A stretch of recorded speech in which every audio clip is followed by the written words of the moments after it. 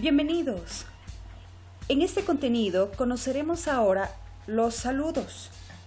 Napaykuna.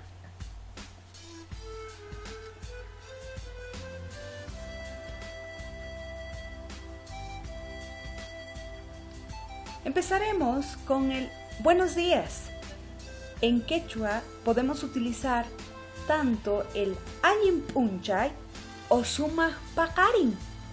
Se puede utilizar ambos, ya sea Allim P'unchay o Sumaj P'unchay también. Cuando son buenas tardes, utilizamos el Allim Sukayay o Sumaj Sukayay. Buenas noches es Sumaj Tuta o Allim Ch'isi. También conoceremos lo que son las despedidas.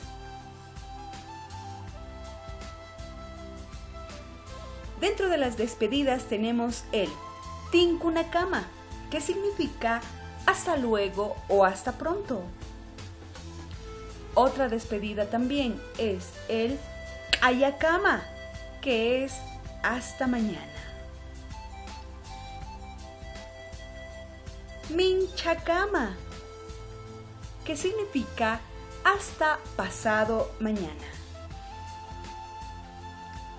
Otra despedida que también utilizamos con los días de la semana en quechua es el Atichaukama, que es hasta el martes.